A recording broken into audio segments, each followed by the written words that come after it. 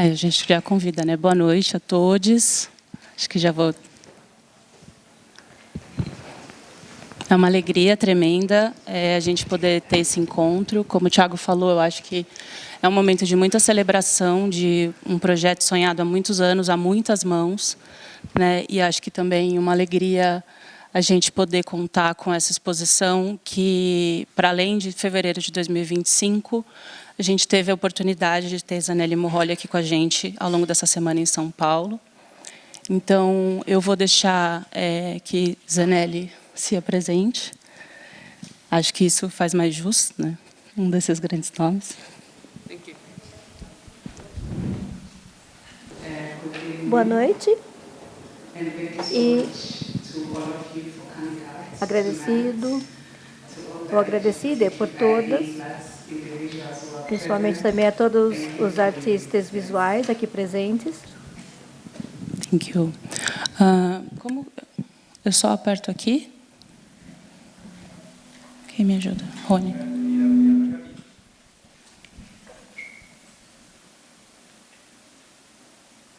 Isso?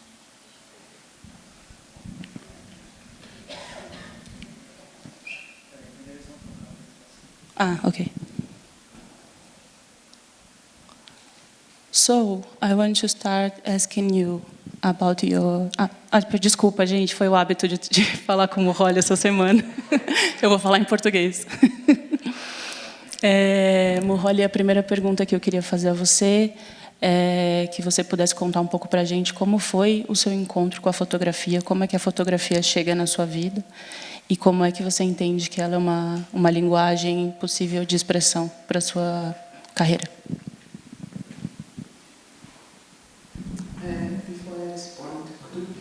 Seria possível somente diminuir um pouquinho a luz, por favor? É porque está muito clara.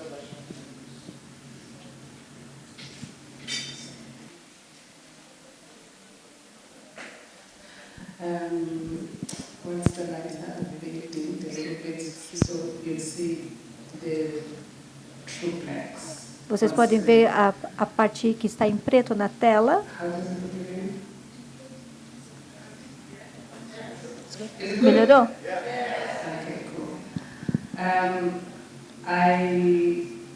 Nasci na África do Sul. Bom, nasci na África do Sul e cresci lá. E a fotografia entrou na minha vida como uma surpresa. Eu diria que também foi por desespero. Eu não venho de uma família rica em que você tem um excesso de muitas coisas, como pessoas que têm o privilégio de ter uma bisavó ou também um bisavô. Eu não tenho uma família grande assim. Então, as imagens conversavam comigo e eu coloquei essas imagens que conversavam comigo. E havia imagens que conversavam com as necessidades que eu tinha naquela época. Então, o que vocês veem aqui são autorretratos ou também retratos de pessoas que eu amo muito e pessoas da nossa comunidade e principalmente da comunidade LGBTQI. I'll start passing some images. So, a gente vai falar um pouco sobre os seus livros, né? Você quis trazer um pouco a questão dos livros e das publicações que foram feitas recentemente. Murroli lançou há poucas semanas o segundo volume do Somnia Manigonyama. Então, a gente tem algumas imagens aqui. Eu não sei se você quer falar um pouco, a gente aproveitar e você falar um pouco sobre a importância dos livros, né, dentro do ativismo visual. Os livros são muito importantes e também estão disponíveis aqui no festival. Os livros são lindos e também acontecem além de nós. Um dia nós estaremos, mas nós vamos embora, mas os livros falarão de nossa existência. Eu fiz os livros sobre eu mesma e também da forma como eu gostaria de ser lembrada. E escrevo também de vocês e a pesquisa que você faz, mas é mais fácil as pessoas esquecerem. Então, Eu fiz essas imagens especificamente para compartilhar a minha experiência e também os espaços em que eu estive e também como fui tratada e como eu também eu me sentia com essas experiências. Então, esses livros apresentam grande parte os meus autorretratos. São vários espaços onde eu estive, onde eu dormi, onde eu despertei, onde eu comi. São fotos que estão em contato com diferentes espaços. Então, aqui a gente tem algumas imagens. Eu acho interessante como, dentro desse espírito da colaboração, você tem as imagens, mas também os textos feitos em parceria com outros artistas, né? Então, se você quiser falar um pouco sobre esse processo colaborativo de trabalho, porque eu acho que ele atravessa todo o seu jeito de pensar a imagem e o seu jeito de pensar o próprio ativismo visual. Bom, e Somnyama Ngoyama que significa na língua de Guazulo, e as imagens que vocês veem na tela estão na segunda publicação. São imagens editadas por Inem Musai, que é um acadêmico e também um fotógrafo de Londres. Parte de nossa colaboração, em que eu coloquei as imagens, eu mandei para ela e ela fez as imagens e eu também compartilhei para ela as minhas ideias ou também as minhas imagens que eu tinha dessas fotos que eu fiz. Com essa imagem, esse aqui, Highland, é num hotel em Nova York. Eu também compartilhei esses momentos com ela, contei para ela o que tinha acontecido. E depois ela convidou outros acadêmicos para escrever sobre essas imagens. Então, eu acho que a importância da colaboração é que isso facilita a vida, porque você compartilha atenções e também os traumas e as dores pelas quais você passou individualmente. O projeto tem o objetivo de falar da ausência ou também da falta de material que fala através das fotos em branco e preto, que muitas vezes você não vê publicadas ou você tem que publicar de forma independente. Essa é uma voz que fala como você se sente. Esse projeto começou como Black Lives Matter, ou As Vidas Negras Importam, e elas foram capturadas ao longo de vários dias.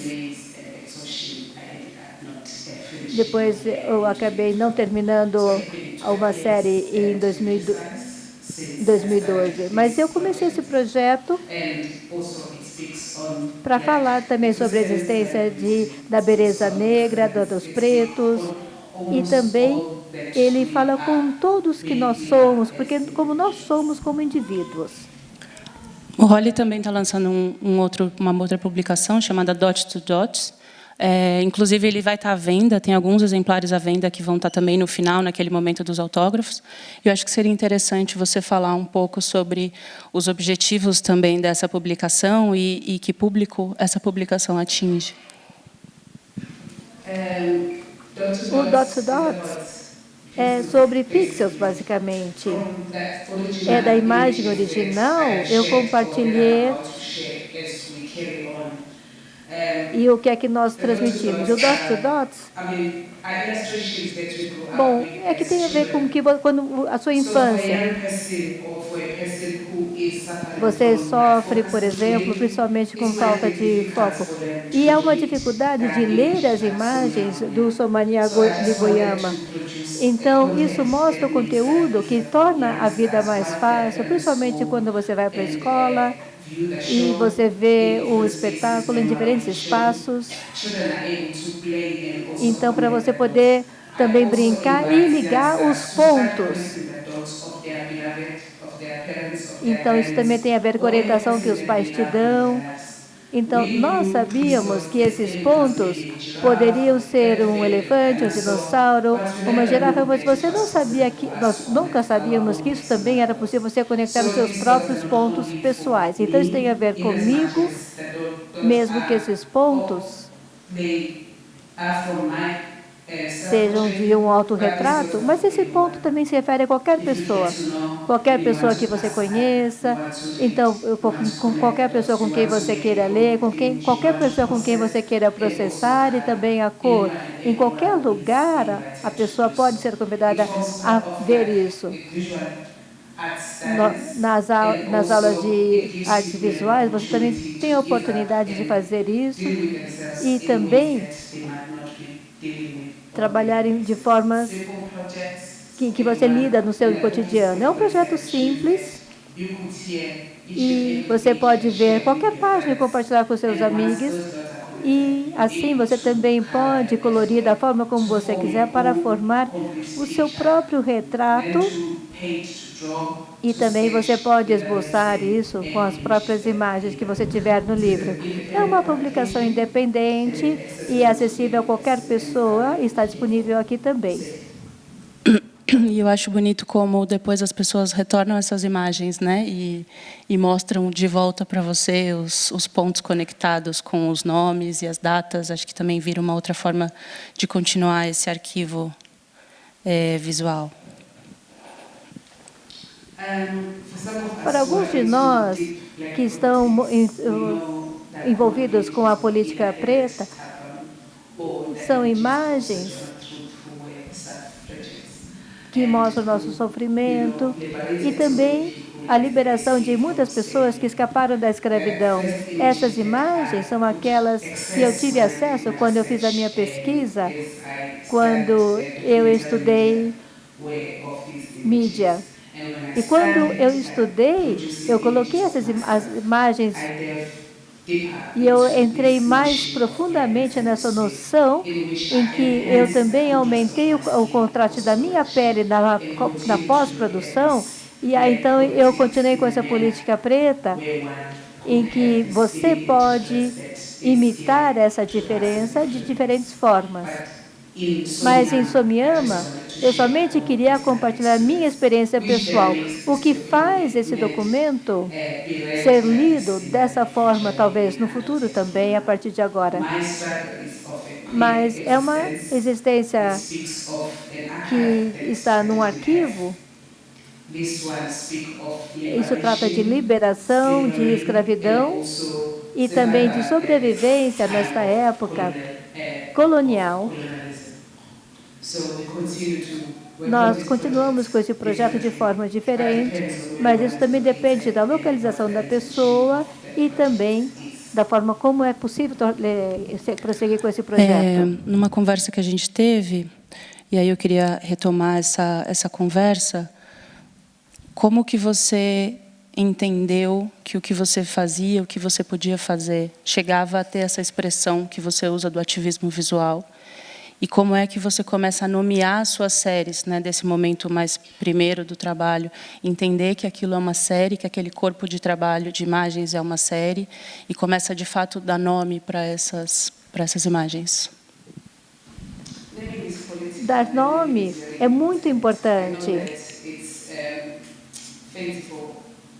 Algumas pessoas não se importam de dar o nome para suas fotos.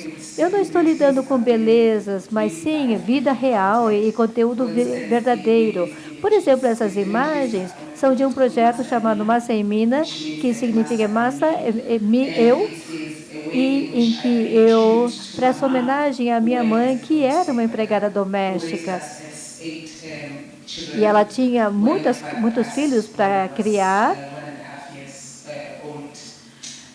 E essa imagem é de uma trabalhadora doméstica, é preta, que trabalha apesar de todos os problemas. E são cenas que eu mostro com uma amiga. São camadas que existem e mostrando a hierarquia existente, que ainda existem entre as pessoas de diferentes raças na África do Sul. Mesmo que você possa dizer que nós tenhamos ganhado a independência como país, ainda existe uma linha tênue entre diferentes raças, principalmente entre pretos que estão deslocados no seu espaço, que também têm seus direitos violados, principalmente por causa da sua raça. Então, quando eu trabalhei nesse projeto, eu trabalhei com essas cenas para fazer essas imagens. Eu basicamente estava tocando nessas hierarquias existentes e que ainda deterioram e destroem nossos espaços em várias localidades, nos hotéis, nas escolas. E também é como a maioria de nós, às vezes, somos privados daquilo que nos pertence, ou também daquilo que nós deveríamos ter acesso. E acho que aqui a gente tem umas imagens que, normalmente, quando a gente, hoje em dia, né, procura sobre o seu trabalho, a gente não associa, e que vão fazer parte do Only Half the Picture, né, sua primeira série que ganha esse tamanho. Não sei se você gostaria de falar um pouco, acho que porque a Only Half the Picture é uma série que ela vai ser muito importante até pela mudança que você vai fazer depois dela, né, quando você chega na Being. Então, se você quiser contar um pouco sobre, inclusive, a nomeação dessas imagens e como esse corpo de trabalho se estrutura. Dá para voltar um pouquinho as imagens? Essas imagens vêm de uma pintura que eu fiz de uma menstruação. Eu somente gostaria de ter um corpo feminino se engajando de forma aberta e falando com que outras pessoas ficassem também incomodadas. Então, quando você tem a primeira menstruação, as pessoas ficam isoladas porque elas não querem mostrar que estão com sangue e também não querem que as pessoas saibam que ela está com menstruação. Então, isso é pessoal, isso é minha realidade. Eu também passei por uma remoção de um órgão. Então, quando se fala de fotógrafos ou fotógrafas, normalmente nós compartilhamos coisas que são... Não se fala de certas questões que podem ser incômodas. Então, aqui, eu só uso 2 ou 3. Porque, na verdade, eu sentia que as pessoas precisavam também se abrir mais a respeito disso. E isso faz parte das nossas vidas. E era preciso ser lidado de certa forma. Então, são feministas que escreveram sobre isto. E também eu queria compartilhar a dor que nós sentimos durante a menstruação, quando nós voltamos para casa, principalmente quando as pessoas sofreram muitos crimes, estupro, e as pessoas que são do mesmo gênero eram violentadas por homens que não entendem ou acreditam que as pessoas não são pessoas. Então, esse é o momento de dor, é o momento em que você passa pela menstruação. É uma dor só sua, e é uma dor que você sofre nas mãos também daqueles que estão contra você pela sua sexualidade ou também pela sua expressão de gênero. Tem uma publicação que foi lançada em 2006.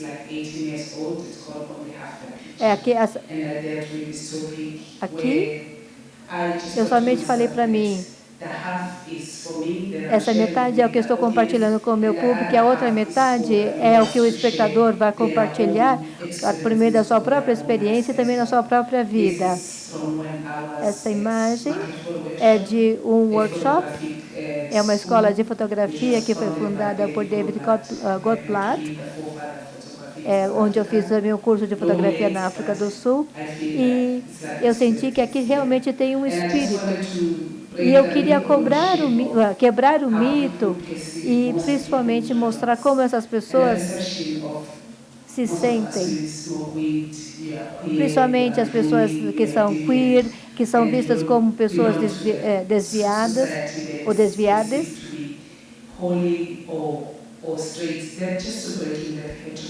Principalmente em relação à normativa que trata de héteros, etc. Eu não fumo, mas eu fiz essa imagem para um jornal E eu queria compartilhar isso com qualquer pessoa que pudesse me ver como se eu fosse uma fumante, mas eu não sou fumante.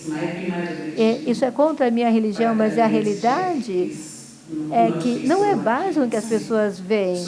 O que você vê, na verdade, não é o que você recebe, mas o que você vê, às vezes, é o que você acaba recebendo, porque vai depender daquela imagem que as pessoas fazem de você. E acho que, ao mesmo tempo, essa imagem tem uma característica que é bastante particular a essa série, que também, de uma certa maneira, essa fumaça protege sua identidade, né? Essa metade do quadro que eu acho que você coloca em relação a poder mostrar o rosto inteiro, né, a identidade completa da pessoa.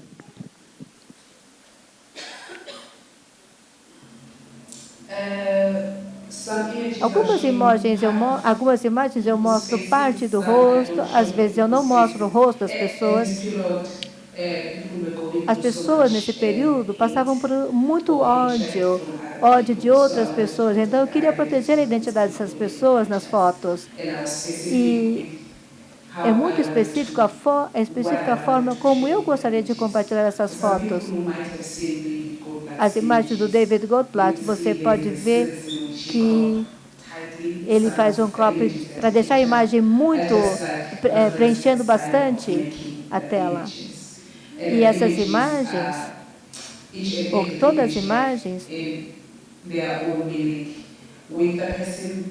principalmente tem a ver com o peito da mulher, ou também compartilhar. Você não pode ver que a mulher tem o peito.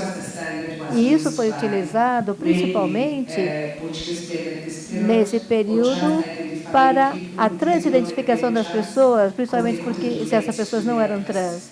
Porque essas pessoas queriam ser tidas como homens, apesar de elas terem seios. E também aqui, muitas pessoas também passaram por um estupro corretivo, que principalmente isso fazia parte também da evidência. Aqui você pode ver como a pessoa cobre a parte da frente por causa da relação acontecida, que foi sofrida também. Essa pessoa que também está com as calças listradas também passou por um sofrimento muito grande. E a outra pessoa também está relacionada com o sobrevivente do crime. A pessoa não gostava do cheiro depois do estupro. Então, aqui se mostra o que não pode ser feito para deixar qualquer prova. E talvez isso possa dizer que a pessoa, por exemplo, não foi violentada sexualmente. Então, aqui eu deixo alguns elementos desses crimes de ódio. E aí eu acho que você tem essa nota, né, que você fala que essa missão de reescrever essa história negra, queer e trans a partir de uma história visual da África do Sul, para que o mundo todo saiba dessa história de resistência e de existência. Né? E eu acho que aí também começa um momento que eu gostaria que você pudesse contar um pouco sobre essa resistência da beleza, que é também um momento de dizer nós existimos, não só a partir da violência que é cometida conosco todos os dias, mas a partir de um lugar de afeto e de possibilidades de beleza. Então, acho que tem uma transição que acontece, né, depois do Only Half the Picture para as próximas séries e que vão se desenvolver e se desenrolar ao longo dos anos, que eu acho que seria interessante.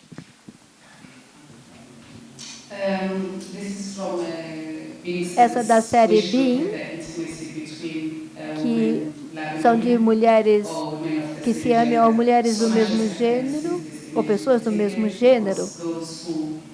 E você sabe, então, onde foram identificadas, aquelas estão transidentificadas e estão agora no presente. Eu fiz essa declaração da transhistória para garantir que nós teríamos uma história visual, porque nós não temos um transpoint ou um transponto. E nós temos também que mostrar a história dos nossos direitos. Nós temos direitos e nós temos que corrigir essas distorções do passado.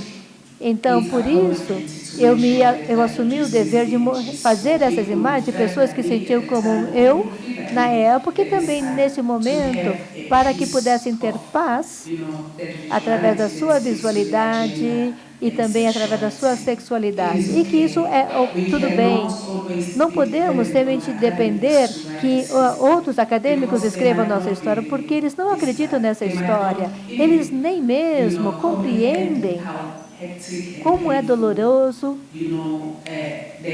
ser lésbico ou trans, e isso diariamente, porque isso não é a realidade deles. Então, eu escrevi essa história visual queer para esta comunidade, assumindo responsabilidade para garantir que quem quer que venha amanhã não tenha que sofrer como muitos outros indivíduos que existiram antes de nós.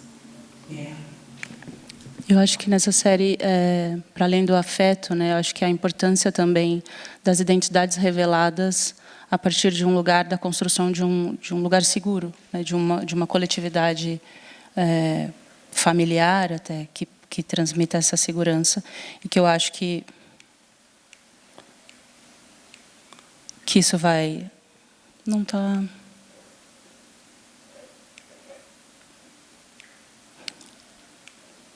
Acho que eu estou apontando para o lugar certo, né?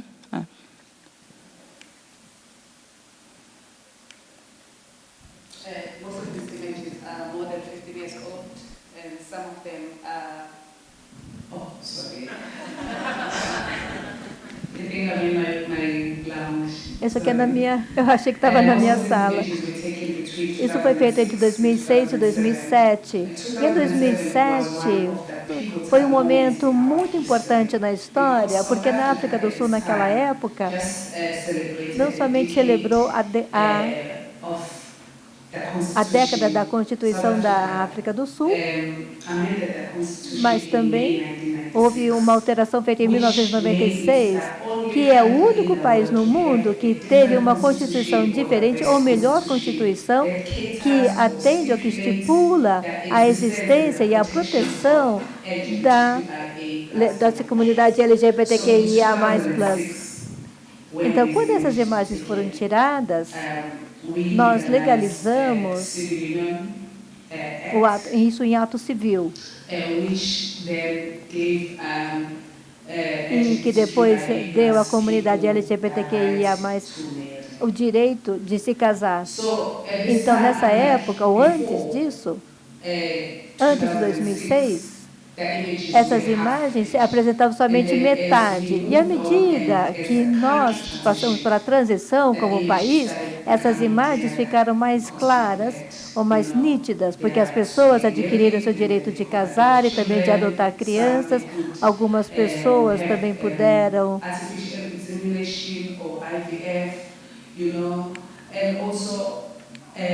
também ter acesso a parceiros. Então, é um país que teve muitos pontos marcantes para a comunidade LGBTQIA+. Mas, mesmo assim, o crime de áudio ainda não tinha acabado. Então, existe uma diferença de região para região, porque as pessoas ainda precisam ser educadas em relação a essas questões. É por isso que é importante para nós ter acesso a museus, espaços e que não tem tanta mostras audiovisuais, mas onde as pessoas possam ser educadas, não somente nos museus, mas também onde nós tenhamos a oportunidade de aprender e entender que a vida vai além daquilo que está ao alcance dos olhos. Eu acho que com essa chegada de 2006, né, também queria que você pudesse falar um pouco sobre como você vai entendendo as imagens que são feitas dentro desses projetos diferentes. Então, Brave Beauties, Face and Faces, como você vai reunindo essas coletividades, conformando esses conjuntos e nomeando, né, as pessoas, os lugares e as séries. For most Na maioria dessas situações, eu diria que desde 1999 até 2000, 2001, 2002 e 2004, 2006, eu fui cofundadora de organizações pretas com alguns amigos, e esse era um espaço seguro para lésbicas, e isso também mostra a necessidade, principalmente, de identificação das artes visuais, de transgêneros também na África do Sul. Antes disso, eu também fui repórter, e principalmente trabalhando para as questões da comunidade LGBTQIA+, na África do Sul. Então, isso não aconteceu por coincidência. Eu diria que a maioria das pessoas com quem eu trabalhei nessas organizações ou eram lésbicas ou também eram bissexuais. E eram pessoas que estavam no armário, principalmente porque... Mas eu também não queria ser responsável pelo armário de ninguém.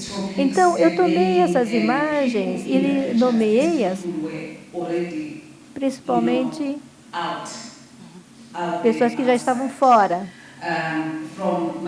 Era fora da minha região, como a pessoa da esquerda, que foi a primeira mulher preta a também estar no Transhope, que é uma organização para trans.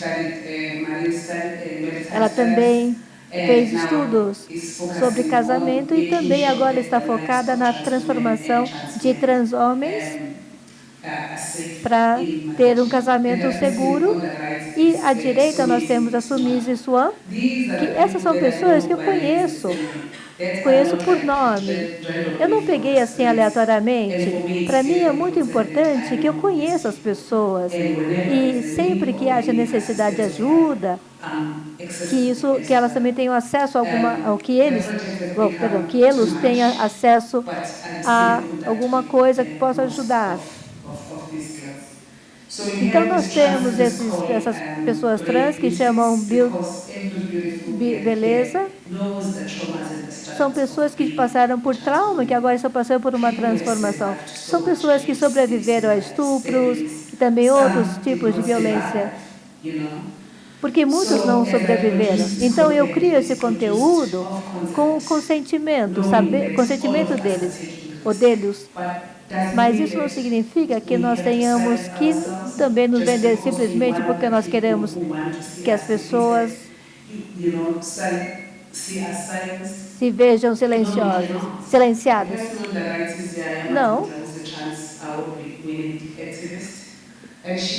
Nós temos também uma pessoa que ainda está falando abertamente sobre os direitos das mulheres trans na África do Sul e em qualquer outra parte. E também está trabalhando já há 12 anos, e nós somos já quase como uma família. Isso.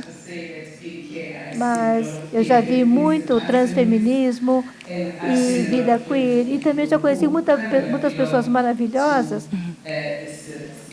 por fazer e acho essa que essas série. colaborações em longos termos, né, que duram muito tempo, elas fazem parte da sua prática, né, de modo mais amplo, não só nessa série, mas em todas as séries, né? Sim, é verdade. Isso é uma família. E o que eu faço, o que eu pratico, vai além de tomar imagens. Eu sempre quero ter certeza de que eu estou produzindo um álbum de família. É um álbum de família de pessoas queer, dizendo que nós estamos aqui agora e que essas imagens vão informar as próximas gerações.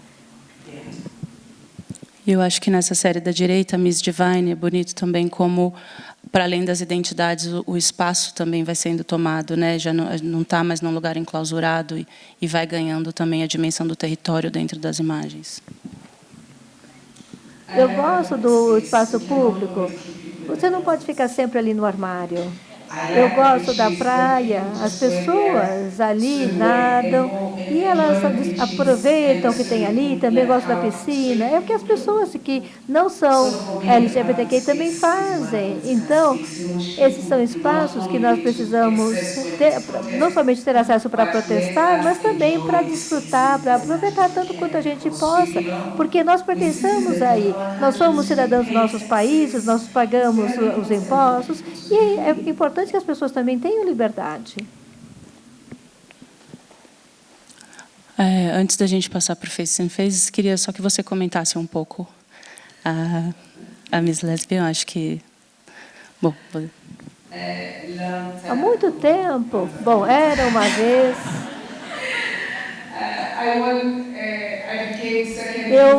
Eu fiquei em segundo lugar no concurso de beleza antes da minha transição.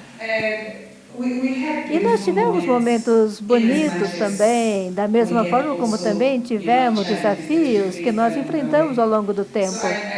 Eu realmente gosto dessa ideia desse concurso de beleza. Não que eu realmente gostaria de participar dele, mas enfim, eu acho que é divertido, principalmente para queers. E quando eu era nova, as pessoas falavam, ela nunca vai usar um traje de banho. Mas aqui é quando eu estava em residência em Amsterdã, e aí aqui é onde eu faço referência ao meu passado. E eu também compartilho isso em solidariedade a outras mulheres que também querem mostrar a sua beleza.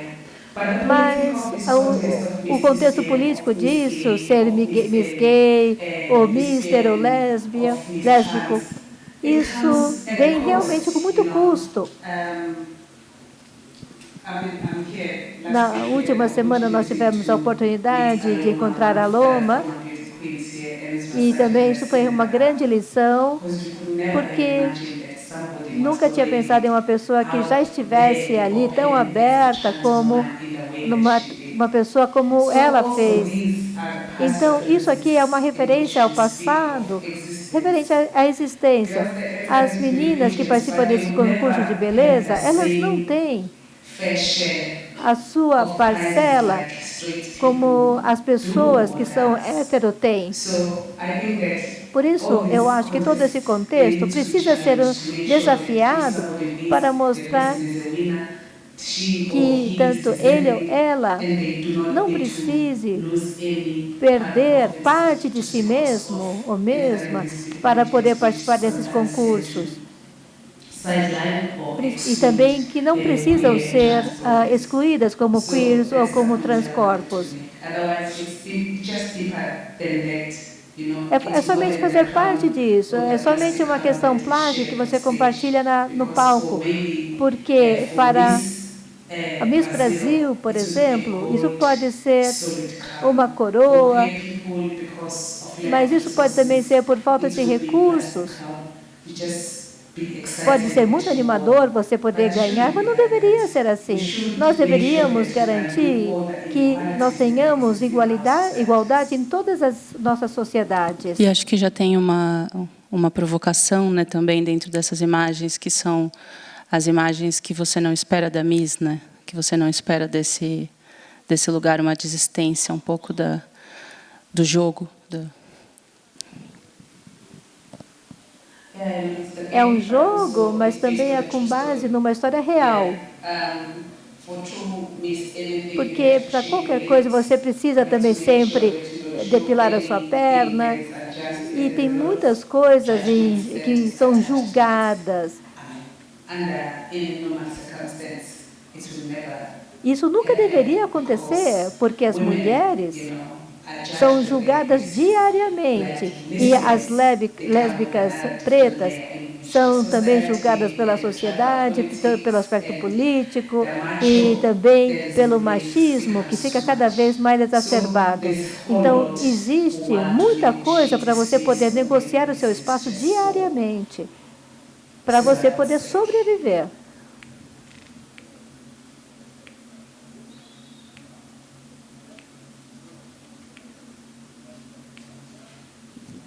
Alô? Roda de oração.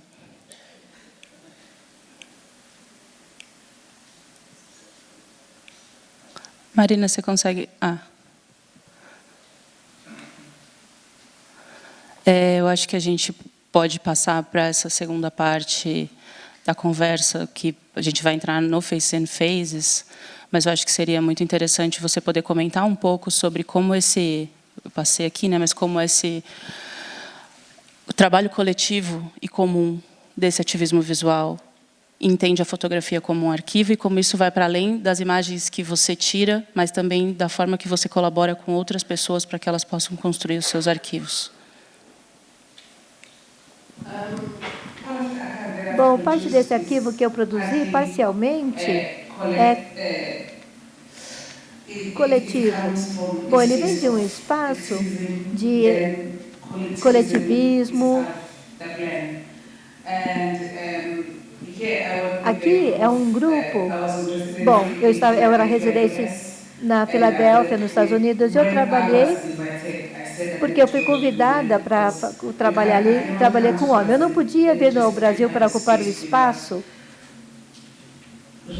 respeitando as pessoas locais. Então, quando você é convidado, eu tive que trabalhar com uma pessoa que foi, bom, houve 10 indicados, e essas pessoas precisam fazer parte do projeto, precisam ser remunerados, e fizemos esse livro. O que você vê é WMM, que é o Women Mobile Museum, que é um conceito que eu tinha naquela época. E nós construímos um museu em espaços públicos em que as pessoas podiam jogar ou brincar. Era mais jogar alguma coisa de esporte. Então, era conceber um museu não da forma como as pessoas fazem. Normalmente, você nunca pode ir ao museu por causa do horário em que ele fica aberto. Então, nós criamos um espaço em que as crianças poderiam ir e também aproveitar e ver a arte como parte do seu plano diário. Sem ser aquela coisa assim do 9 até as 5, o horário que ele fica aberto, e é um espaço que você só pode utilizar naquele momento, naquele período de tempo. E aí eu acho que para a gente entrar, de fato, no Face and Phases... Oi, desculpa. Tá bem, obrigada. Você quer comentar, acho que a questão tanto da carta da René, né, mas também essas formas de se pensar o arquivo, porque eu acho que tanto Face and Phases como Somniama, para além do arquivo maior que você cria ao longo da vida, eles são, por si só, arquivos independentes. É um arquivo independente. Quando eu era mais nova, eu nem conseguia escrever arquivo, porque era uma coisa tão estranha, não era comum para as pessoas comuns. Mas os arquivos somos nós somos os arquivos que nós queremos ver no mundo. Então, esse visual, esse texto faz parte desse arquivo para que as pessoas possam ter acesso ao que eles estão produzindo de tempo em tempo. E esse arquivo não é isolado, ou seja, diferentes artistas e outros acadêmicos que também fizeram parte desse arquivo. E aqui faz parte da conversa e dos textos também que eu compartilhei com os acadêmicos. Quando eu falei sobre a necessidade de celebrar e também de comemorar, essa pessoa também pegou isso e também me fez entender que não se trata somente do agora, mas que isso faz parte da nossa revolução e também é algo contínuo. É como eu disse, isso é uma foto para a posteridade e também é uma referência ao passado ao qual nós nunca tivemos acesso como comunidade. E aí eu acho que a gente chega no Face and Phases. Queria que você contasse um pouco sobre o que é o Face and Phases, o porquê desse nome, né? Acho que a gente traduziria como faces e rostos e fases, ou talvez faces e fases. Contar um pouco sobre essa construção desse arquivo. Bom, é um trabalho em que eu participei para o empoderamento feminino. O Buci Cigara tem Foi feita, essa imagem dele foi feita há 18 anos atrás. Ele era um poeta e também um ativista. Ele era um sobrevivente do crime de ódio e contraiu HIV. Ele escreveu sobre isso e tem um poema no livro, no Faces and Faces, em que ele diz: "Lembre de mim quando eu me for". E isso foi tão poderoso, tinha tanta força, porque nós não sabíamos que ele iria partir, e ele morreu em março de 2007. E nós temos um escritório onde foi constituído. Então, foram feitas várias casas, várias áreas residenciais através do projeto. E nós queremos comemorar a vida das pessoas que faleceram por meio da violência, também por causa do estupro, que sofreram nas mãos de violadores, que não viram nenhum tipo de punição. Então, são transhomens, transmulheres, bissexuais. E também nós temos uma letra do acrônimo mostrando que a pessoa é gay. Porque os gays também já tinham um certo acesso e a diferentes corpos também. Depois eu passei para o medo da África do Sul, para outros países onde eu estive, em que as pessoas vivem sem identidade e que se parecem comigo. A maior parte dessas pessoas são pretas, ou são da raça preta, ou também podem ser identificadas de outra forma. E são pessoas que precisam ter acima de 18 anos e precisam entender quem são. Eu conheço um deles, ou um de nós. Então, é assim que nós compartilhamos as nossas vidas hoje, para falar para várias pessoas que não podem falar por si mesmas, e muitos africanos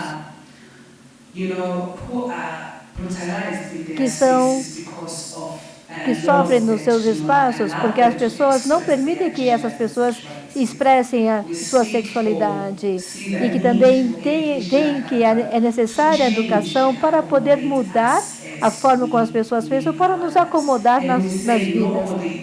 E não é que nós tenhamos que ficar escondidos em outras partes do mundo por causa das questões do governo, que não permitem que as pessoas se expressem por si mesmas.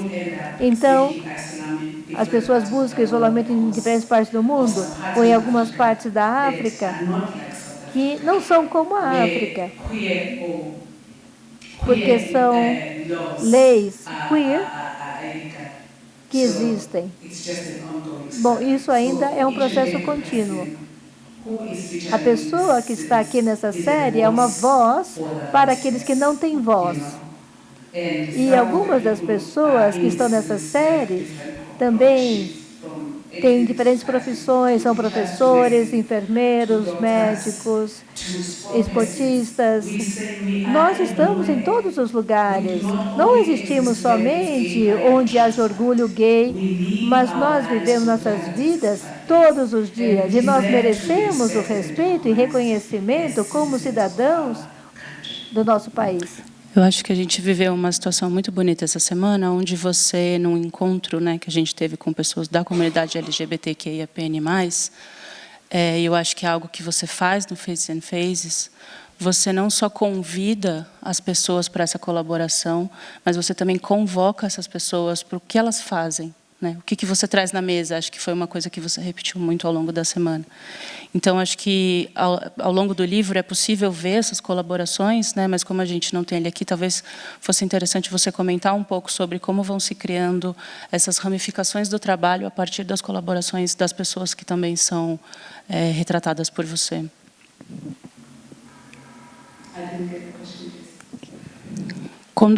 Para você falar um pouco para a gente sobre essa questão da colaboração, como você chama também os participantes a fazerem parte do projeto, não só com a imagem, com a construção da imagem, mas também com o que eles aportam artisticamente. Né?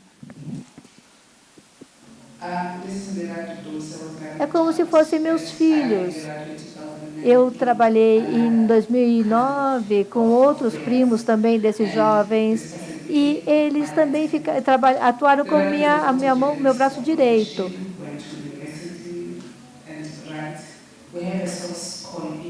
Nós também temos um lema em que as pessoas compartilham suas histórias conosco. Então, no Inganiso, você também precisa trabalhar, você pode contribuir com uma poesia, com alguma coisa escrita, você pode falar sobre a fotografia. Você se sente em casa aqui. Também houve momentos difíceis. Então, eu tento mostrar que qualquer pessoa que seja mostrada aqui nesse projeto, compartilhe também um pouco do seu conhecimento dentro do grupo. Se eles não souberem alguma coisa, eles vão aprender e também ensinar outras pessoas diferentes habilidades. Então, algumas das pessoas que estão no Faces and Phases têm uma oportunidade de estudar também num workshop, que eu também forneço bolsa para jovens para poder estudar fotografia. Então, muitas pessoas tiveram a oportunidade de estudar fotografia por meio desse projeto. Eu não quero ser a única pessoa a tirar fotos de grandes pessoas na África do Sul. Há muitas pessoas que merecem também essa oportunidade. Então, não somente essas pessoas estão nas fotos, mas também receberam ou tiveram a oportunidade e puderam estudar para poder, no futuro, ser o que eles gostariam de ser e também dar alguma coisa para suas famílias. Então, as pessoas compartilham muitas habilidades que aprendem conosco. Algumas pessoas também fazem fotografia através de projetos pessoais. Essas pessoas, então, elaboram esses projetos a partir do que nós fizemos nesse projeto Faces and Phases. Dessa forma, nós somos como uma família mesmo. E acho que uma outra coisa, eu vou aproveitar aqui o não slide, que eu acho que, assim como a gente viu em nas suas imagens, né, nos seus autorretratos, mas também aqui, por exemplo, é a passagem do tempo, né? Essa proposta de seguir fotografando essas pessoas. E uma coisa que a gente percebe, às vezes, na parede, nas exposições, também é a ausência dessas pessoas, né? Então, acho que se você puder falar um pouco sobre esse voltar, tanto a se fotografar, mas também voltar a fotografar as mesmas pessoas ao longo do tempo, de novo e de novo. Bom, depois de um tempo, você vê aqui o Sequim em 2016, à esquerda, e depois o Sequim à direita é 2 anos depois. À esquerda é quando nós estivemos no Brooklyn, Nova York, e à direita é quando nós estávamos em Joanesburgo. Então, essa é a pessoa que eu fotografei mais, porque nós viajávamos juntos. E ele editou grande parte do meu trabalho, à medida que eu fui também avançando no projeto. Essa diferença de anos, falando nossas fases, mostra justamente esse passar do tempo e também como os traumas foram trabalhados. Cada pessoa aqui tem um nome real e tem um nome e um sobrenome, o que é muito importante também, porque isso mostra comprometimento, relação que você tem também com algumas das pessoas aqui. Algumas imagens foram tiradas na África do Sul, outras foram trabalhadas no Zimbábue, em Botsuana e no Malawi, ou seja, fora da África do Sul. Esses foram os países onde nós também trabalhamos com a comunidade LGBTQIA+, em Lesoto também, porque muitas vezes ninguém imagina que você pode entrar nesses territórios, nesses terrenos, e que sejam violentos. Mas essa violência existe em todas as partes, e nós estamos lidando com esses problemas de diferentes formas. E como que a sua autoimagem, né, o seu autorretrato se relaciona nesse momento que você está construindo Faces and Phases? Agora ele desandou aí.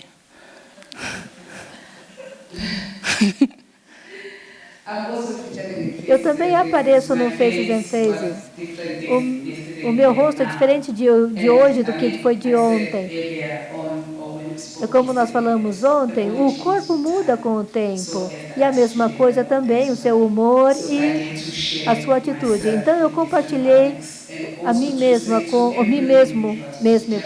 com diferentes públicos. E nós sempre nos sentimos, de certa forma, como um só. This is Colin 12 years ago, Colin 11 years ago, and Colin is... Aqui o Colin, 11 anos atrás, ele é muito diferente desse jovem hoje. E ele já fez a transição completa. Aqui o Colin de novo, em 2024. Então, esse é o tipo de relação que eu tinha com essas pessoas. Dá para voltar um pouquinho?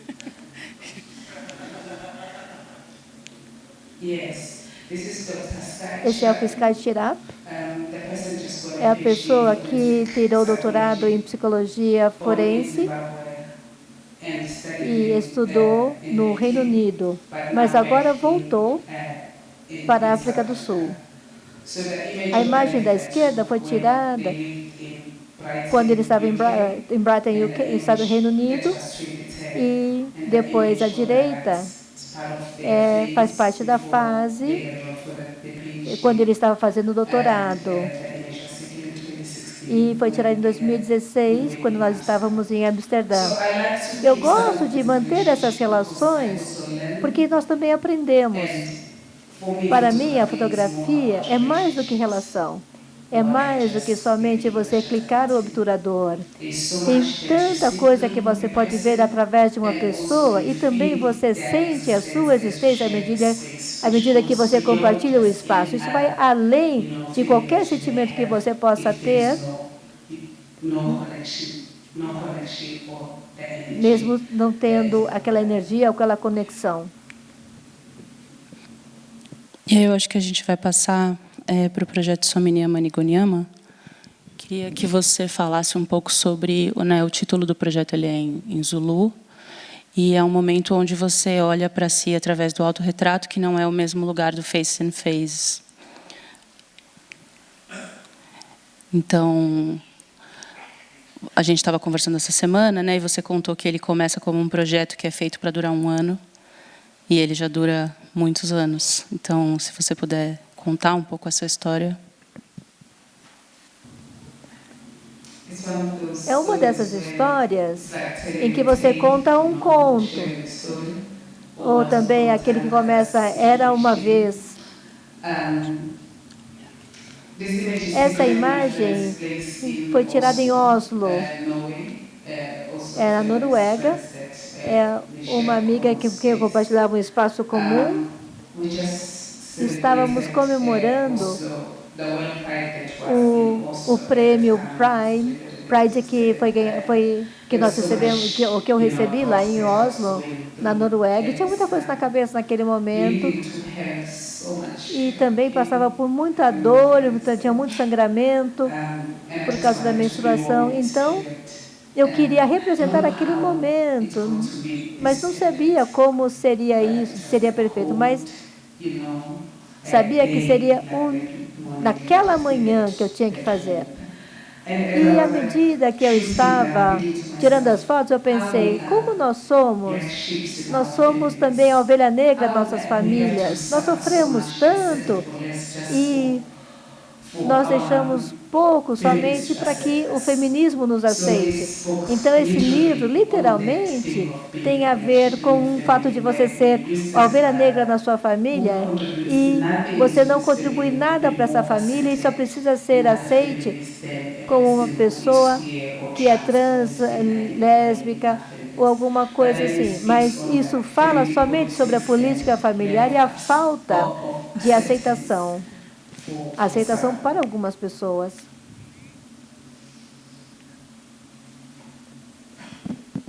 E aí eu acho que tem uma coisa que aparece muito, que algumas pessoas, quando olham as imagens do Somnia Manigonyama, acham, inclusive, que você está usando maquiagem para escurecer ainda mais a pele.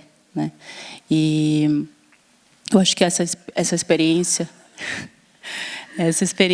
de ser uma pessoa negra, de ser profundamente, né, uma pessoa preta, como a gente diria aqui no Brasil, e criar esse álbum, essa representação, vem junto com uma série de símbolos que você adiciona nas imagens, né, e que vão construindo essa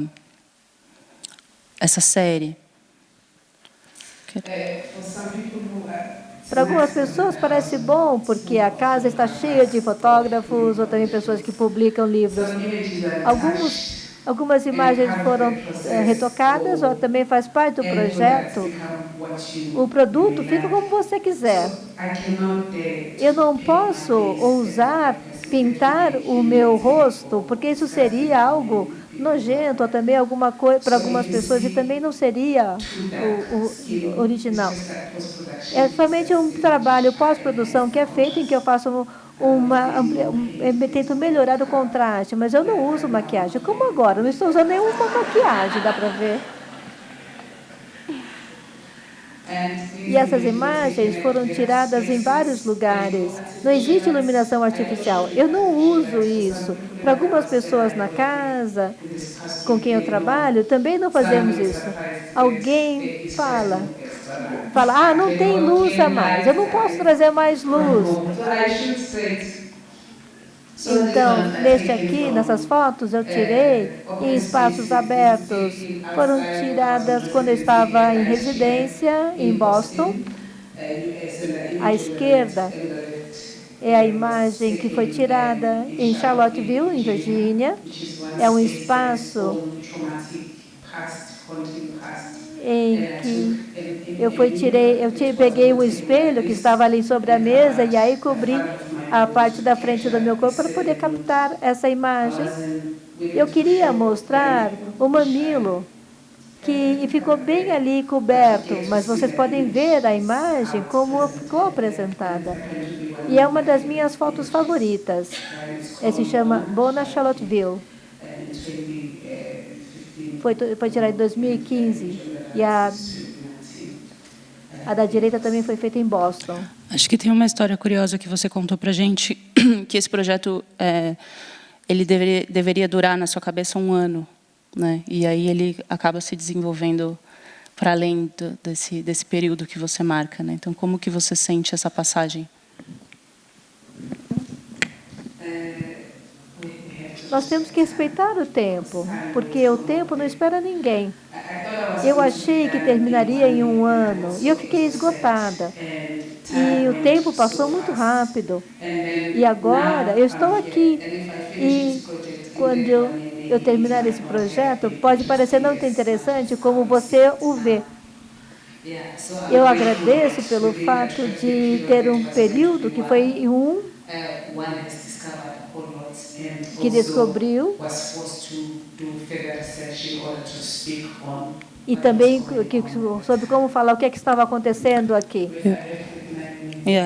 Eu preciso correr, porque eu queria muito que a gente pudesse mostrar um pouco das imagens do Sominiama e abrir o espaço para as perguntas.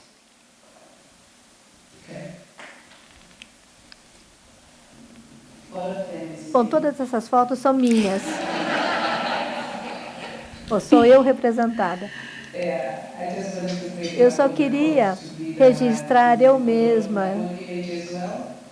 Porque, normalmente, é interessante. Nós somos nós pretos somos também interessantes e bonitos. Então, eu somente queria garantir que eu me registraria da forma como eu lembrava de mim mesma. Aqui, durante a Covid, pós-Covid,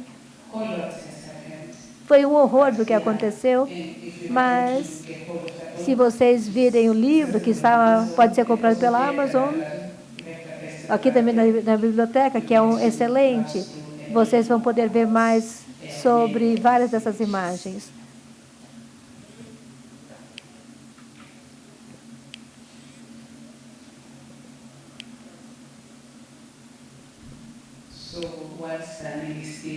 Aqui ainda, enquanto ela está tentando encontrar a foto, eu acho que vocês podem se preparar para fazer as perguntas. Acho que seria legal. Perdão. Acho que seria legal também serem perguntas diretas, né, rápidas, para dar tempo de... A gente vai passar muito rapidamente pelas esculturas também que Zanelli tem feito. Gente, o negócio está doido aqui. Eu ampliei o projeto Faces and Faces para Londres, porque havia tantos negros da diáspora e também pessoas que são como nós, e pessoas que nunca tiveram a oportunidade de estar em uma série como esta. E há muitas pessoas, então, que são artistas ali em Londres, como nós, também são poetas, ou também performers. E nós temos uma aparência muito semelhante, com exceção de que nós estamos aqui e outros estão lá. E são de várias faixas etárias. A idade não importa mesmo. E acho que só para a gente finalizar, Moholi produziu... acho que a Marina está me dando uma ajuda ali em cima. A gente produziu essa semana Face and Face Brasil, também foi parte dessa colaboração e dessa criação conjunta com várias instituições, Casa Chama, Casa 1, Museu Afro Brasil, Museu da Diversidade Sexual, e com o nosso grupo também, dentro do MS, o Potências T, que coordena e conjunta as pessoas trans da instituição. Então, acho que, só para a gente finalizar, se você quiser falar sobre rapidamente sobre esse momento, né? E essas imagens estarão na exposição, então também, só para dar um spoiler e um gostinho, essas imagens vão estar na exposição em 2025. Eu ampliei o Faces and Faces para ir além da África do Sul. Onde quer que eu vá, as pessoas são tão simpáticas, são lindas. E é bom construir espaços como esses. Então, em todas as minhas viagens, eu posso sentir a presença do queer aqui no museu. Então, esse foi um dos destaques da minha viagem aqui em São Paulo. Nós passamos para diferentes espaços onde nós tivemos a colaboração, principalmente de várias pessoas. Algumas dessas pessoas são clientes que são dessas casas.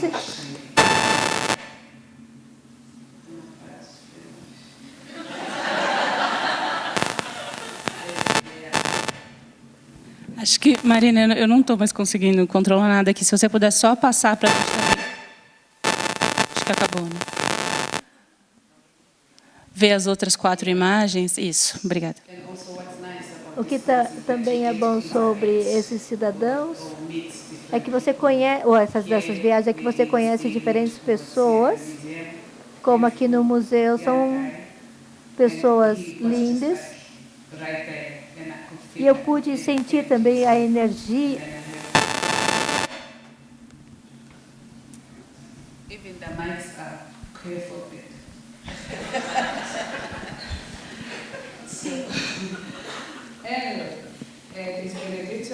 É o Benedito.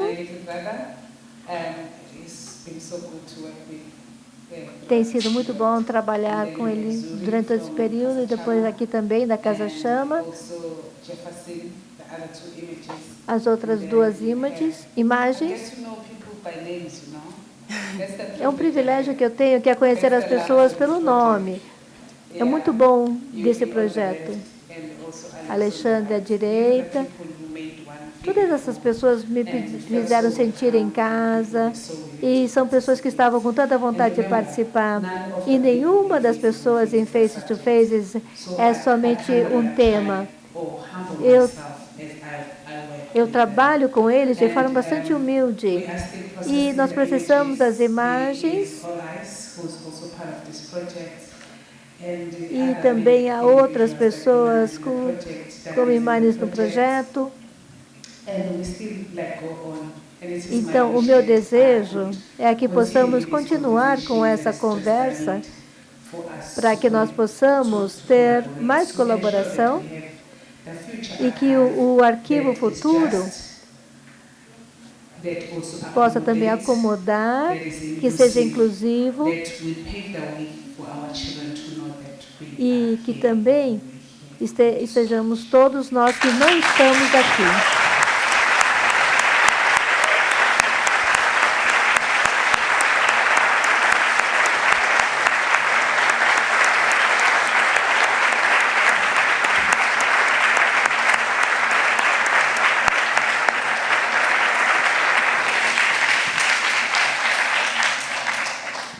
Acho que agora a gente pode abrir para perguntas. Eu não sei só como... Está por ordem.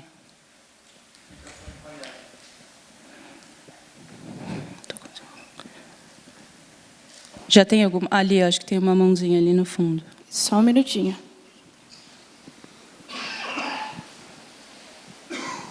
Você? Sim. Pode? Olá, boa noite. Já posso fazer a pergunta? Aqui.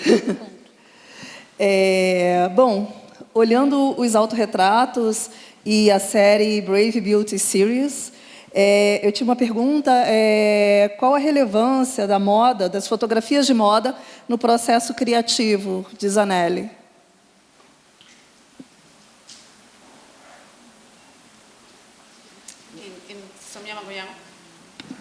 Acho que no seu processo de uma maneira mais ampla.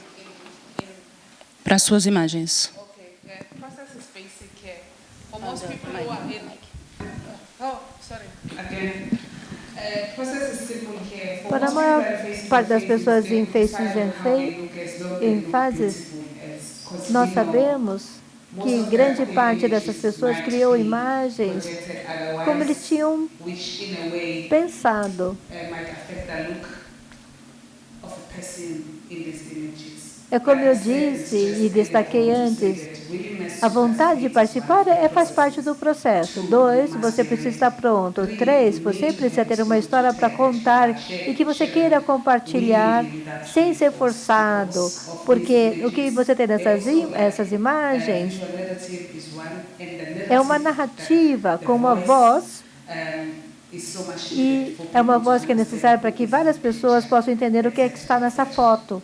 E no meu processo, em Somnium Ngoyama, nós temos qualquer objeto que foi encontrado, e eu somente queria garantir que nós conseguíssemos captar aquela particularidade daquele objeto. Mas a questão é sempre que tem que contar uma história, uma experiência, à medida que nós passamos para diferentes espaços.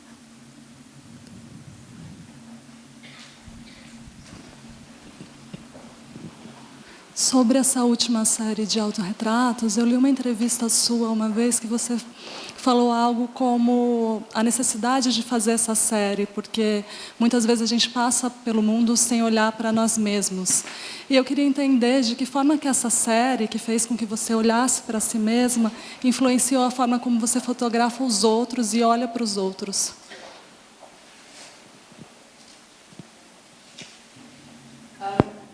Eu sou uma pessoa que não se importa em estar de frente da câmera, porque eu sei como não é fácil você ser fotografado. Então, isso vem em diferentes níveis ou diferentes etapas na minha vida, para você saber como eu me retrato. E quando eu fotografo as pessoas, eu sei que a pessoa que está diante de mim, basicamente, sou eu. Então, eu preciso ser muito sensível. Então, eu documento esses indivíduos, eu registro esses indivíduos como se fosse eu mesmo, ou eu mesma. E essa representação, basicamente, é de uma forma muito respeitosa.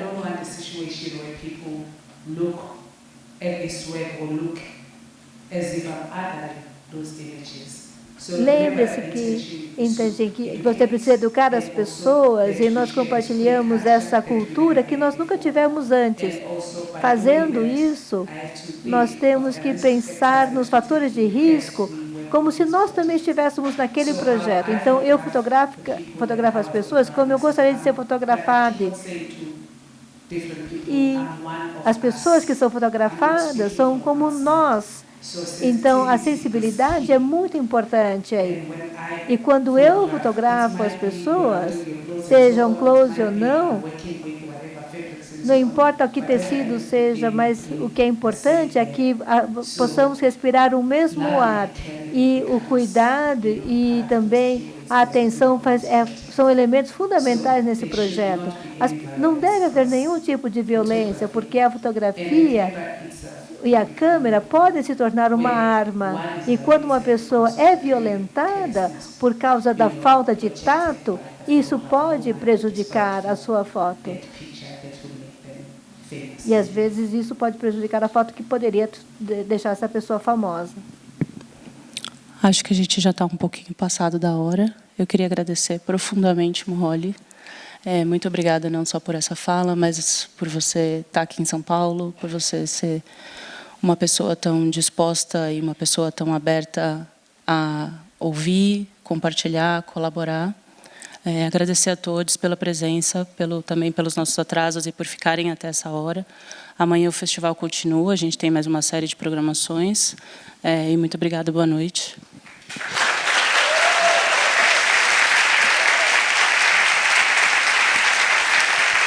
Thank you so much.